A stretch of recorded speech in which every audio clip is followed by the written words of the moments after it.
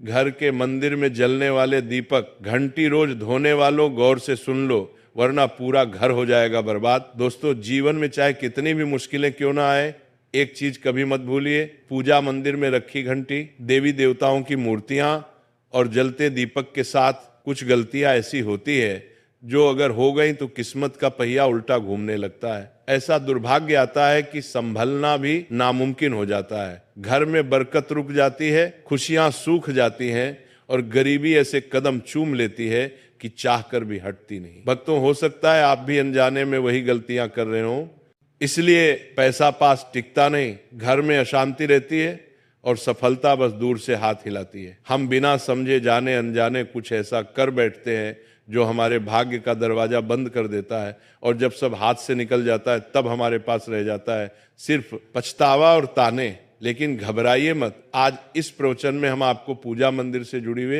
रहस्यपूर्ण बातें बताएंगे, जिन्हें सुनकर आपका दिल खुद कहेगा, गुरुजी आपने तो मेरी सोई किस्मत जगा दी। तो भक्तों, इस प्रवचन को अंत तक सुनना, क्योंकि ये सिर्फ जानकारी नहीं, ये आपकी जिंदगी बदलने की कुंजी है। बहुत से लोग पवित्र वस्तुओं को धर्म का प्रतीक मानकर मंदिर में रख लेते हैं, लेकिन वहीं सबसे बड़ी गलती कर बैठते हैं। आज हम विस्तार से जानेंगे कि पूजा मंदिर में कौन सी चीजें रखना शुभ है और कौन सी अशुभ, दीपक कितने बजे जलाना चाहिए और जलाते समय कौन सा मंत्र बोलना चाहिए, घंटी कब बजानी है और सुबह बजानी है या शाम को, और कितनी बार शंख कब और कैसे बजाना चाहिए और बजाते समय किस मंत्र का जाप करना चाहिए, दीपक रोज धोना चाहिए या नहीं, मंदिर में कितनी मूर्तियां रखनी चाहिए और क्यों। ये 7-8 बातें छोटी लग सकती हैं, लेकिन इनका असर आपकी किस्मत पर सीधा पड़ता है। और अभी परसों के कथा में एक भक्त ने हमसे पूछा था, गुरुजी मैं रोज पूजा करता हूं लेकिन फल क्यों नहीं मिलता, उल्टा नुकसान ही हो जाता है। इस प्रवचन में हम इस रहस्य को नजदीक से जानेंगे। पूजा हमारे जीवन का अभिन्न हिस्सा है। हर कोई किसी न किसी देवी देवता की आराधना करता है। कोई माँ दुर्गा के चरणों में शीश झुकाता है, तो कोई भगवान विष्णु के नाम का स्मरण करता है, और हाँ, उनकी पूजा का फल भी मिलता है। लेकिन क्या आप जानते हैं, छोटी छोटी अनजानी गलतियां ही उस फल को रोक देती हैं। ये गलतियां इतनी मामूली लगती हैं कि हम इन्हें नजरअंदाज कर देते हैं, लेकिन शास्त्रों में साफ लिखा है, पूजा में पूर्ण फल पाना है तो इन बातों का ध्यान रखना जरूरी है। आज हम बात करेंगे घर के मंदिर में दीपक और घंटी के सही उपयोग के बारे में। क्या दीपक को रोज धोना चाहिए या हफ्ते में 1-2 बार, धातु का दिया हो तो कब और कैसे साफ करना चाहिए, मिट्टी के दीपक का सही समय और सही अवसर कौन से हैं, मंदिर में किस प्रकार की घंटी का उपयोग सबसे शुभ माना जाता है, घंटी कब बजानी है, कितनी बार बजानी है, और क्या शाम की पूजा में घंटी बजाना उचित है। इन सभी सवालों के जवाब आपको आज के इस प्रवचन में मिलेंगे। भक्तों, एक बात याद रखिए, अधूरी जानकारी कभी कभी नुकसानदेह साबित होती है, इसलिए इस प्रवचन को अंत तक जरूर सुने। कुछ लोग होते हैं जो वीडियो को इधर उधर से काट कर देखते हैं, बीच से स्किप करते हैं और फिर कहते हैं कि जीवन में सफलता क्यों नहीं मिल रही। अरे, जब ज्ञान ही आधा अधूरा ले रहे हो तो फल पूरा कैसे मिलेगा। भक्तों, सबसे पहले बात करते हैं मिट्टी के दिए की। ये साधारण सा दिखने वाला दिया वास्तव में शुद्धता और पवित्रता का प्रतीक है। दिवाली हो, कोई धार्मिक पर्व हो या फिर कोई बड़ा अनुष्ठान, मिट्टी का दिया जलाने का अपना ही महत्व है। घर के मंदिर में या दरवाजे के पास जब इसे जलाया जाता है तो ऐसा लगता है मानो लक्ष्मी माता खुद आपके आंगन में प्रवेश कर रही हो। लेकिन भक्तों, ध्यान दीजिए, जब ये दिया मंदिर में रखा जाता है तो इसके नियम बदल जाते हैं। मिट्टी का दिया एक बार जलाने के बाद दोबारा मंदिर में नहीं रखना चाहिए। हर बार नया मिट्टी का दिया ही उपयोग करना शुभ माना गया है। ऐसा करने से वास्तु दोष दूर रहता है और घर में बरकत बनी रहती है। अब आगे इस प्रवचन में हम जानेंगे मंदिर की घंटी से जुड़े हुए रहस्य जो शायद आपको पहले कभी नहीं बताए गए। अब आते हैं धातु के दियों पर। आपने देखा होगा कि लोग पीतल या तांबे के दिए इस्तेमाल करते हैं। ये न केवल सुंदर होते हैं बल्कि इनका धार्मिक महत्व भी अत्यंत गहरा है। लेकिन भक्तों, इन्हें सिर्फ जलाना काफी नहीं है, इनकी शुद्धि भी उतनी ही जरूरी है। इन्हें रोज धोकर खासकर गंगा जल से साफ करना चाहिए।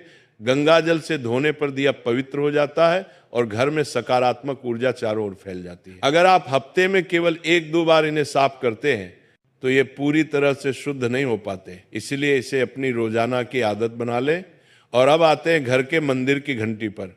पीतल की घंटी की ध्वनि ऐसी होती है जो वातावरण की नकारात्मक ऊर्जा को तुरंत दूर कर देती है और सकारात्मकता का प्रवाह बढ़ा देती है। लेकिन भक्तों, इसे कभी भी दक्षिण दिशा में ना रखें, यह अशुभ माना जाता है। घंटी को हमेशा पूजा स्थल के पास या मंदिर के प्रवेश द्वार पर रखें। सबसे शुभ घंटी वो होती है जिस पर गरुड़ की नक्काशी हो। इसे गरुड़ घंटी कहते हैं और इसे अत्यंत पवित्र व फलदायक माना गया है। अब सवाल आता है, घंटी कितनी बार बजानी चाहिए? भोग लगाते समय घंटी को 5 बार बजाएं। ऐसा करने से भगवान भोग को जल्दी स्वीकार करते हैं। पूजा के दौरान घंटी को जोर जोर से या लगातार नहीं बजाना चाहिए, सिर्फ 3 बार बजाना ही उचित है। घंटी को हमेशा दाहिने हाथ से बजाएं और इसका मुख पूजा स्थल की ओर होना चाहिए। याद रखिए, घंटी को सुबह की पूजा में ही बजाना शुभ माना गया है। शाम की पूजा में घंटी बजाने से बचना चाहिए क्योंकि शास्त्रों में इसे उचित नहीं माना गया है। इन नियमों का पालन करने से आपका पूजा पाठ कई गुना अधिक फलदायक और प्रभावी हो जाएगा। भक्तों, ये बातें छोटी लग सकती हैं, लेकिन इनका असर आपकी किस्मत पर गहरा पड़ता है।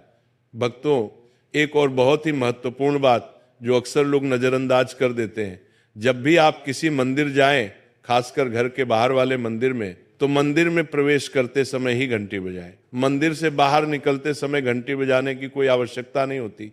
जब आप घंटी बजाते हैं तो ये सिर्फ आवाज नहीं होती, ये भगवान को दिया गया संकेत होता है। प्रभु, मैं आपके द्वार पर आ चुका हूं, आपकी शरण में हूं।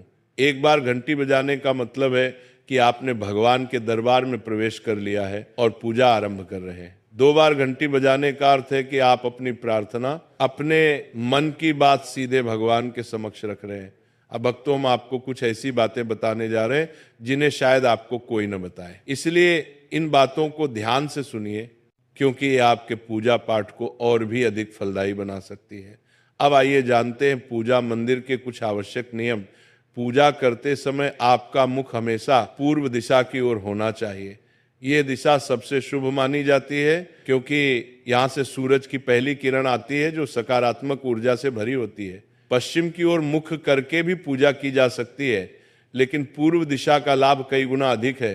घर की सीढ़ियों के पास पूजा घर बनाना अशुभ माना गया है क्योंकि वहां नकारात्मक ऊर्जा का प्रवाह अधिक होता है। भगवान का आसन हमेशा आपके आसन से ऊंचा होना चाहिए। कम से कम 10 इंच भगवान की प्रतिमा को सीधे जमीन पर रखना अशुभ माना जाता है। ऊंचा आसन पूजा स्थल में सकारात्मकता और ऊर्जावान माहौल बनाए रखता है। पूजा करते समय हमेशा चटाई या आसन पर बैठें। यह न केवल आरामदायक है बल्कि ध्यान और श्रद्धा को भी स्थिर रखता है। ध्यान दें कि आपका आसन भगवान के आसन से ऊंचा ना हो, इससे भगवान के प्रति आदर और विनम्रता बनी रहती है। भक्तों, अगली बात बेहद जरूरी है। पूजा घर में कभी भी सड़े, बासी या मुरझाए हुए फूल न रखें। मुरझाए फूल पूजा में अशुभ माने जाते हैं क्योंकि वे नकारात्मक ऊर्जा को बढ़ाते हैं। हमेशा ताजे, सुगंधित और खिले हुए फूल ही भगवान को अर्पित करें। जब फूल मुरझा जाएं या काले पड़ जाएं तो उन्हें सम्मान पूर्वक मिट्टी में दबा दें। इससे नकारात्मक ऊर्जा दूर होती है और आपके घर में पवित्रता बनी रहती है। भक्तों, एक और महत्वपूर्ण नियम, जिस कमरे में आप सोते हैं उसमें घर का मंदिर नहीं बनाना चाहिए। यदि परिस्थिति के कारण आपको अपने सोने के कमरे में ही मंदिर रखना पड़े तो रात को मंदिर को ढक दें या उस पर पर्दा डाल दें। इससे रात के समय मंदिर से निकलने वाली ऊर्जा आपके विश्राम को प्रभावित नहीं करेगी।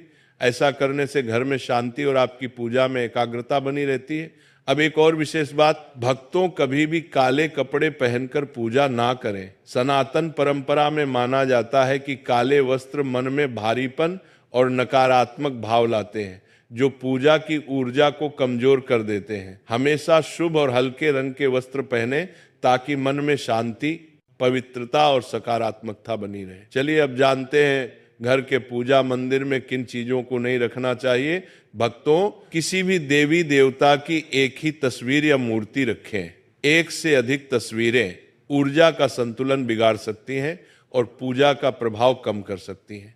एक ही रूप को स्थान दें ताकि भगवान की ऊर्जा पूरे मन से आपके जीवन में प्रवाहित हो। घर में शिवलिंग रखना अत्यंत पवित्र माना जाता है, लेकिन इसे सही दिशा में रखें। हमेशा उत्तर या पूर्व दिशा में रखें और स्वच्छ स्थान पर ही स्थापना करें। इसे शोरगुल या गंदे स्थान पर कभी ना रखें। भगवान की टूटी हुई मूर्तियां या फटी तस्वीरें पूजा स्थान से तुरंत हटा दें। टूटी मूर्ति पवित्रता को कम करती है और सकारात्मक ऊर्जा के प्रवाह में बाधा डालती है। इसे शास्त्र सम्मत तरीके से त्याग दें।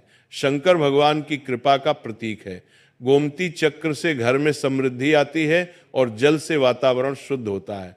जल को रोज बदलें और इन पवित्र वस्तुओं को हमेशा साफ रखें। रोज पूजा स्थल की सफाई करें। गंदगी से नकारात्मक ऊर्जा आती है और ध्यान भंग होता है। स्थान को सुंदर, सुव्यवस्थित और सुगंधित रखें ताकि मन सहज रूप से भगवान में लग सके। भक्तों, अब आइए जाने कि हमारे घर के पूजा मंदिर से जुड़े कुछ ऐसे नियम जिन्हें मानना बेहद जरूरी है। सबसे पहले, पूजा स्थान हमेशा घर के शांत और पवित्र कोने में होना चाहिए, और अगर वो उत्तर पूर्व दिशा में हो तो सबसे उत्तम है। ये दिशा घर में सकारात्मक ऊर्जा का संचार करती है और आपकी पूजा को और प्रभावशाली बनाती है। ध्यान रहे, पूजा स्थल कभी बेडरूम या रसोई के पास ना हो। ये स्थान दैनिक कार्य और हलचल से भरे होते हैं, जहां नकारात्मक ऊर्जा भी पनप सकती है। मंदिर के आसपास का वातावरण हमेशा साफ सुथरा और सुव्यवस्थित रखें ताकि आपका मन पूजा में एकाग्र हो सके। भक्तों, अब बात करते हैं दीपक और उनसे जुड़े महत्वपूर्ण नियमों की। दीपक जलाना सिर्फ एक परंपरा नहीं, बल्कि ये भगवान के आशीर्वाद और कृपा का प्रकाश है जो आपके घर और जीवन में उजाला भर देता है। दीपक को हमेशा भगवान की मूर्ति के सामने रखें ताकि उसकी रोशनी सीधे भगवान तक पहुंचे और आपके पूजा स्थल को पवित्रता से भर दे।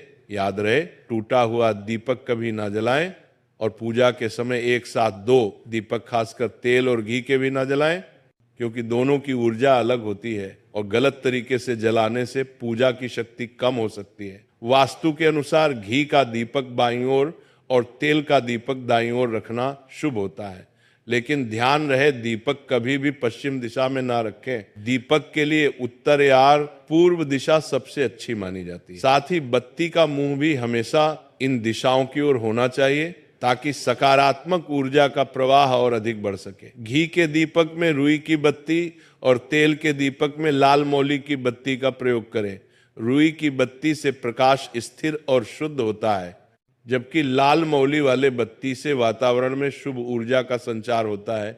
नवरात्रि या विशेष अवसरों पर माँ दुर्गा और माँ लक्ष्मी के सामने गोल बत्ती का दीपक न जलाए, क्योंकि इसे अशुभ माना जाता है। और एक नियम और याद रखें, घी का दीपक जलाने के तुरंत बाद तेल का दीपक ना जलाएं। इनके बीच थोड़ा अंतर रखें ताकि वातावरण में संतुलन और पवित्रता बनी रहे। इन छोटे छोटे नियमों का पालन न सिर्फ आपके घर में शांति और समृद्धि बनाए रखेगा, बल्कि आपकी पूजा को भी अधिक फलदायी बना देगा। भक्तों, अब 6वीं बात ध्यान से सुनिए। दीपक हमेशा उसी समय जलाना चाहिए जब भगवान जाग रहे हों, जैसे सुबह के शांत और पवित्र समय में जब पहली किरणें धरती को छूती हैं, उस समय पूजा करते हुए दीपक जलाएं। फिर शाम को आरती के समय जब दिन की थकान ढल रही हो और वातावरण शांत हो रहा हो, उस समय का दीपक वातावरण को और भी पवित्र कर देता है। ये दोनों समय सिर्फ पूजा के लिए ही नहीं, बल्कि ध्यान और आत्मिक ऊर्जा को महसूस करने के लिए भी सर्वश्रेष्ठ होते हैं। इन पलों में दीपक जलाने से घर में सकारात्मक ऊर्जा का प्रवाह बढ़ता है और आपका मन भी निर्मल होता है। 7वीं बात भक्तों, दीपक जलाना केवल धार्मिक नियम नहीं है, वास्तुशास्त्र और ज्योतिष शास्त्र में भी इसका गहरा महत्व बताया गया है। दीपक जलाने से न केवल घर में सकारात्मक ऊर्जा का संचार होता है, बल्कि हमारे जीवन के 7 चक्रों को संतुलित करता है। ये नकारात्मकता को दूर करके वातावरण को शुद्ध करता है और आपके मन को शांति प्रदान करता है। दीपक की हल्की स्थिर लौ मानो भगवान का आशीर्वाद आपके जीवन को रोशन कर रही हो। इसलिए भक्तों, जब भी आप दीपक जलाएं, ऊपर बताए गए सभी नियमों का पालन जरूर करें। यही नियम आपके जीवन में भगवान की कृपा को स्थायी बनाएंगे और घर में सकारात्मकता का प्रवाह निरंतर बनाए रखेंगे। दोस्तों, इसी के साथ आज का सत्संग समाप्त होता है। राधे राधे।